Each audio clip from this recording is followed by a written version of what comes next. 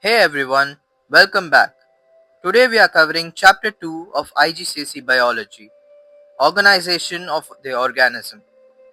This chapter takes you from the microscopic world of individual cells all the way to complete organisms. We will explore cell structures, specialized cells, and how cells organize into tissues, organs, and organ systems. By the end of this video, you will understand exactly what the syllabus requires for your exams. Let's dive in.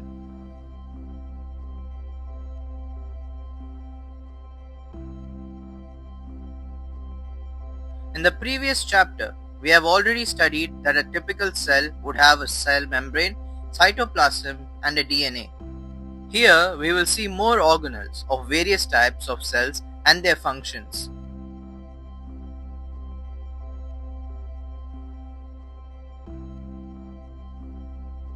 Firstly, let's look at the structures inside cells. You need to know the differences between plant cells, animal cells, and bacterial cells. In both plant and animal cells, you will find several key structures. The cell membrane controls what enters and exits the cell. The nucleus contains the genetic information and controls cell activities. The cytoplasm is where the chemical reactions occur. Mitochondria are the powerhouses where aerobic respiration happens, releasing energy. Ribosomes are tiny structures where protein synthesis occurs. Now, what makes a plant cell different? They have three additional features: a rigid cell wall made of cellulose for support, chloroplast containing chlorophyll for photosynthesis, and a large permanent vacuole filled with cell sap that helps maintain the cell shape. Bacterial cells are simpler. They have a cell wall, cell membrane, cytoplasm, and ribosomes like other cells. But here's a key difference.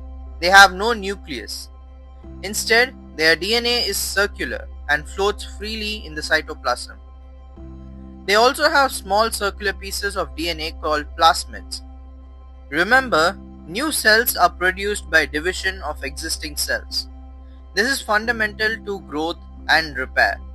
For your exam, you must be able to identify these structures in diagrams and images and describe their functions.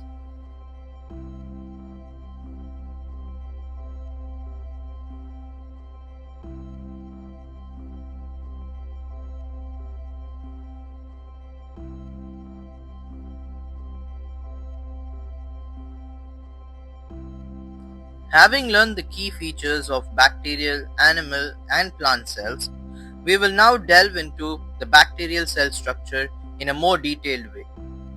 In a bacterial cell, there is a cell wall. This is the outermost layer of the bacterial cell. It provides structural support and shape to the bacteria. It protects the cell from any mechanical damage. The key factor is it is not made of cellulose. It is made of a substance called peptidoglycan. It prevents the cell from bursting in dilute solutions. Secondly is the cell membrane. This is located just inside the cell wall. It controls the movement of substances in and out of the cell. It is partially permeable. This means that it allows some molecules through but not others. It is a site where some chemical reactions occur. Next is the cytoplasm. It is the jelly-like substance that fills the cell, where most chemical reactions take place. It contains the enzymes that control these metabolic reactions and contains all the other cell structures. Next up, we have the ribosomes. These are very small structures found throughout the cytoplasm. It is a site of protein synthesis. The next is the circular DNA. The key difference is bacteria has no nucleus. Instead, the DNA exists as a single circular chromosome, which floats freely in the cytoplasm and not enclosed in a membrane. It contains the genetic information needed for cell functions and controls the activities of the cell. Lastly, bacterial cells have plasmids. These are small circular loops of DNA which are separate from the main bacterial chromosome. It contains additional genes and can be transferred between bacteria. It often carries the genes for antibiotic resistance. It is important in genetic modification, which we will cover in the last chapter of this syllabus.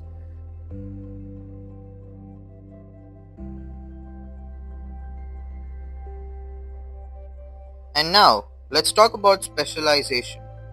The syllabus requires you to know specific specialized cells and their adaptations.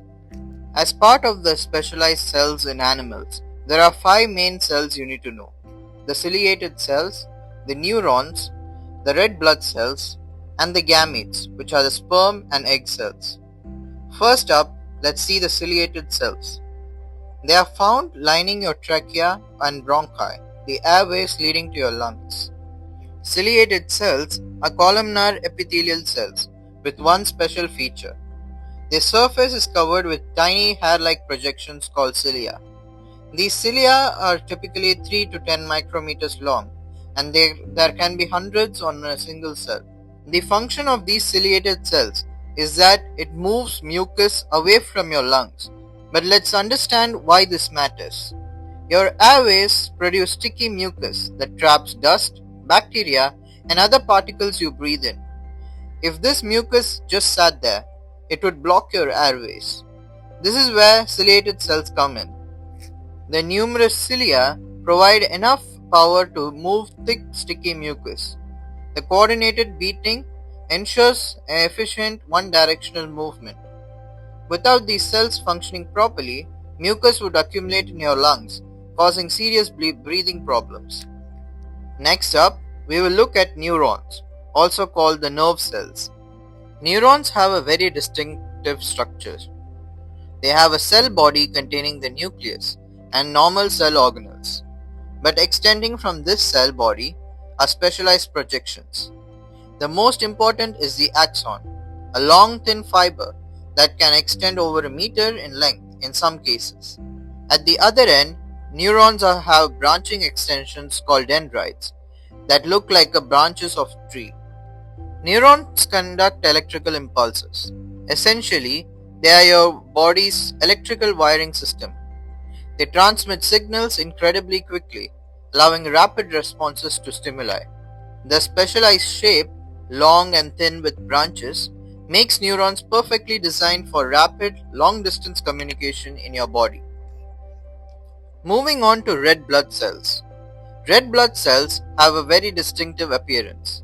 They are shaped like biconcave discs and are about 7 to 8 micrometers in diameter.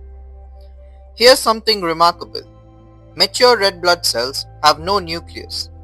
They also lack mitochondria and other organelles. Instead, they are packed full of a protein called hemoglobin. Red blood cells transport oxygen from your lungs to every cell in the body. Oxygen binds to the hemoglobin, forming oxyhemoglobin, which gives this bright red color. The biconcave disc shape is crucial. This shape increases the surface area to volume ratio, allowing more efficient diffusion of oxygen in and out of the cell. The flattened shape means no part of the cell is far from the surface, so oxygen can diffuse quickly. The lack of the nucleus is an extraordinary adaptation. When red blood cells mature, they actually expel their nucleus. Why? To create more space for hemoglobin. More hemoglobin means more oxygen carrying capacity. Red blood cells also lack mitochondria. This seems strange at first. Don't all cells need mitochondria for respiration? But here's the clever part. If red blood cells use their own oxygen supply for respiration, they couldn't deliver as much oxygen to other tissues. By not having mitochondria, they rely on anaerobic respiration and can deliver all their oxygen to where it's needed. The cells are also small and flexible. They need to squeeze through tiny capillaries that are sometimes narrower than the cell itself. Their flexibility allows them to deform and pass through. Finally, let's look at gametes. These are covered in more detail in chapter 16, but let's introduce them here. Gametes are sex cells, the reproductive cells that fuse during fertilization to create a new organism. In humans, they are the sperm cells and the egg cells. Sperm are small and mobile. They have a tail called flagellum that whips back and forth to propel them towards the egg. The middle section is packed with mitochondria to provide energy for swimming. The head contains the nucleus with genetic material, and at the tip is a structure called the acrosome, containing enzymes to help penetrate the egg. Everything about sperm is designed for one job: reaching and fertilizing the egg. They are streamlined for swimming, energy rich for the long journey, and equipped with enzymes to break into the egg. Next is the egg cells. Egg cells are much larger than the sperms. They are actually one of the largest cells in the human body, visible to naked eye at about 0.1 millimeter diameter. They are spherical and contain a large food store to support the developing embryo after fertilization. They are surrounded by a jelly-like coating that changes once a sperm has entered, preventing other sperms from entering. The large size provides nutrients for early development. The protective coating ensures only one sperm fertilizes the eggs.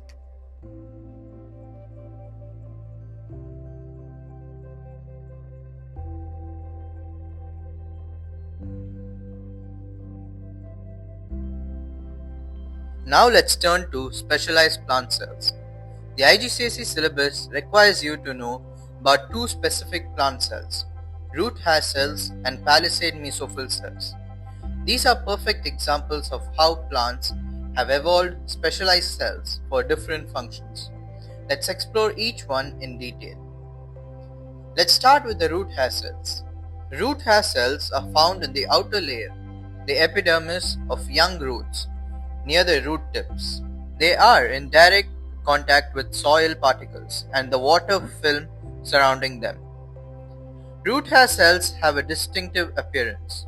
They are essentially elongated cells with a long, thin projection that extends out into the soil like a tiny hair. This projection is simply an extension of the cell cytoplasm and is not a separate structure. It's all in one cell.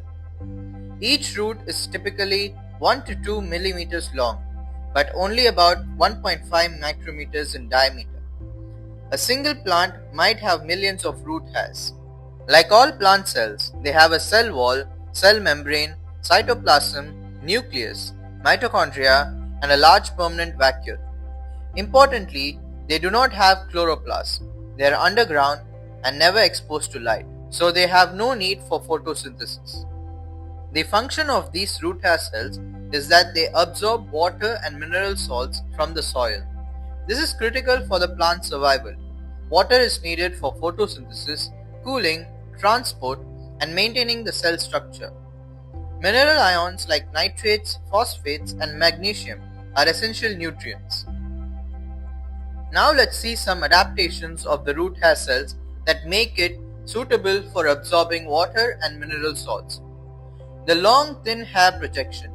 This is the most obvious adaptation and the most important. The long hair-like extension dramatically increases the surface area of the cell. More surface area means more contact with the soil particles and more area for absorption to occur. The next adaptation is the thin cell walls. The cell wall and the membrane through which water and minerals pass are very thin. This reduces the distance substances must diffuse, making absorption faster and more efficient. Thirdly, we have the large permanent vacuole. The large vacuole at the center of the cell contains the cell sap with a high concentration of dissolved substances. This creates a lower water potential inside the cell compared to the soil water. And why does this matter? Water moves from a high water potential to a low water potential by osmosis. We will cover this more in detail in chapter 3.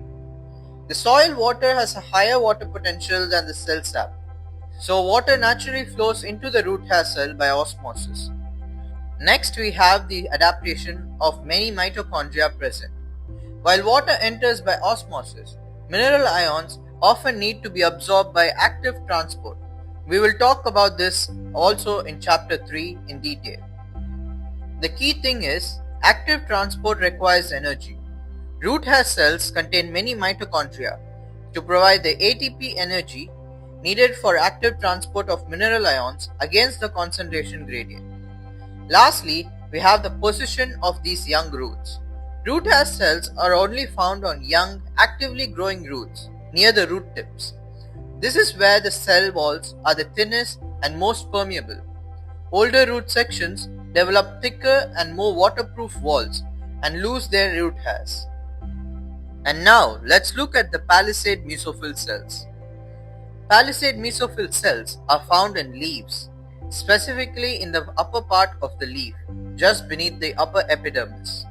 They form a distinct layer, usually 1 or 2 layers thick, called the palisade mesophyll layer or palisade layer.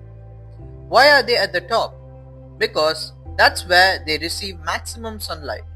Light intensity decreases as it penetrates deeper into the leaf. So positioning the main photosynthetic cells near the top makes perfect sense. These cells are tall, elongated, and cylindrical, shaped like closely packed pillars or columns. Their cells are tightly packed together with very small air spaces between them. They are arranged vertically, perpendicular to the leaf's surface. Like all plant cells, they have a cell wall, cell membrane, cytoplasm, nucleus, mitochondria, ribosomes, and a large vacuole. Most importantly, palisade mesophyll cells are packed with chloroplasts. They have more chloroplasts compared to other plant cells. These chloroplasts contain the chlorophyll pigment that captures light energy for photosynthesis. There are many more specialized plant cells that we will see in the upcoming chapters. To give a brief, there is the xylem and the phloem cells, together called the vascular bundle. We will discuss more about this in chapter 8.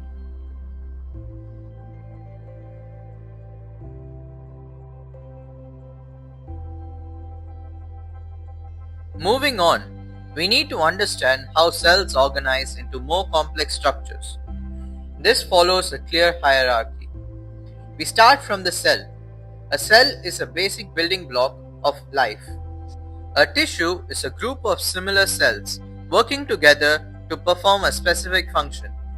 For example, muscle tissue is made of muscle cells that all contract to create movement. Epithelial tissue in your airways contains those ciliated cells we mentioned earlier. When different tissues combine to work together, they form an organ. Take your stomach. It contains the muscle tissue to churn the food, epithelial tissue lining the inside, nervous tissue to coordinate activity, and glandular tissue to produce digestive enzymes. Multiple organs working together create an organ system. The digestive system includes the stomach, intestines, liver, and pancreas, all coordinating to break down food and absorb nutrients. Finally, all the organ systems working together make up a complete organism. For your exam, you must be able to describe these terms and identify different levels of organization in diagrams and images of familiar material from the syllabus.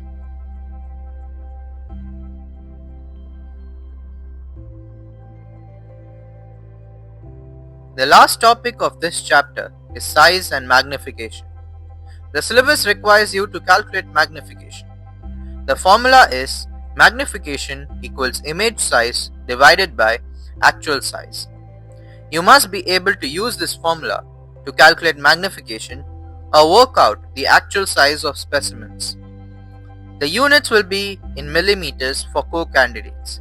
If you are studying the extended content, you will also need to convert between millimeters and micrometers. Remember, 1 millimeter equals 1000 micrometers. Here's an example. If a cell measures 50 millimeters in a diagram and its actual size is about 0.05 millimeters, the magnification is 50 divided by 0.05, which is times 1000. Remember that the magnification has no units. The calculation appears regularly in exams, so practice it thoroughly. Make sure you can rearrange the formula too. You might need to find the actual size when given magnification and image size.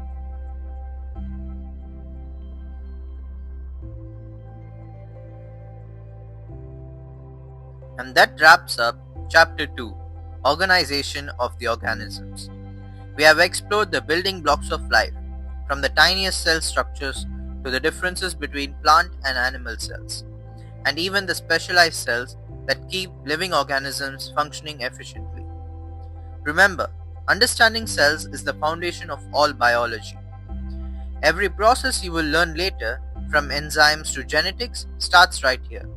Here's a quick tip to ace this chapter. Revise the functions of organelles and practice labeling diagrams. If you found this lesson helpful, don't forget to like this video, subscribe, and turn on the notification bell so you never miss the next chapter in our Examify IGCSE Biology Revision Series. You can also join our free WhatsApp community for updates and live sessions. Links in the description below. And if you're ready to level up your revision, check out our Examify mock papers and topical revision packs, designed to help you study smart and score higher.